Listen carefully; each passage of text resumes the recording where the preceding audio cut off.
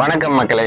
இப்ப நம்ம எந்த பகுதிக்கு வந்திருக்குன்னு பாத்தீங்கன்னா, கோவை மாவட்டம் பொள்ளாச்சி பகுதியில் உள்ள தேசிய நெடுஞ்சாலை, அதாவது பாத்தீங்கன்னா பாலக்காடு டு பழனி தேசிய நெடுஞ்சாலை அங்க வந்திருக்கோம்.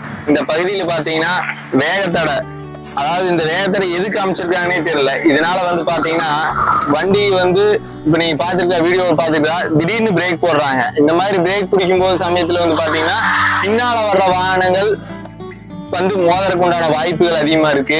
இது நிறைய ஆக்சிடென்ட் இது நடக்குது. இது நிறைய மீடியாவிலையும் சொல்லியிருக்காங்க.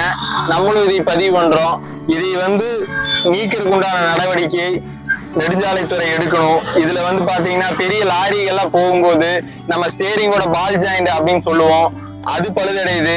ரெண்டாவது லீக்குன்னு சொல்லுவோம், கட்டுன்னு சொல்லுவாங்க, அது பயங்கர பாதிப்படையுது.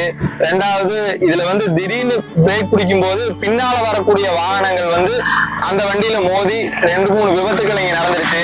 இதே மாதிரி வேகத்தடை பாத்தீங்கன்னா பொள்ளாச்சியிலிருந்து கோபாலபுரம் பகுதிக்கு வரக்குள்ள ஒரு 6-7 வேகத்தடை இந்த மாதிரி பெருசா போட்டுருவாங்க. இதுலயே சிறுசா இருக்கும், அது எந்த விதமான பிரச்சனையும் இல்லை.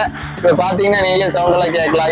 இது வண்டி மோசமா இருந்தது அப்படிங்கிற பட்சத்துல ஆக்சிடென்ட் ஆகிறதுக்கு உண்டான வாய்ப்புகள் நிறைய இருக்கு. டயர் வெடிக்கக்கூடிய ஆபத்தும் இருக்கு.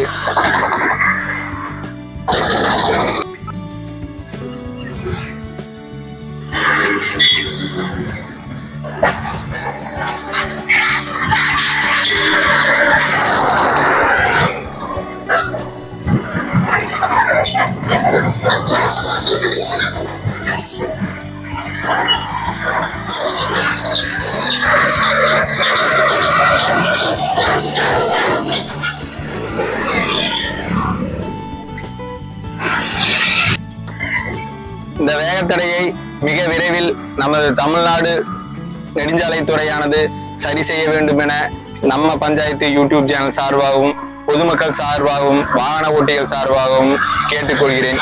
நன்றி.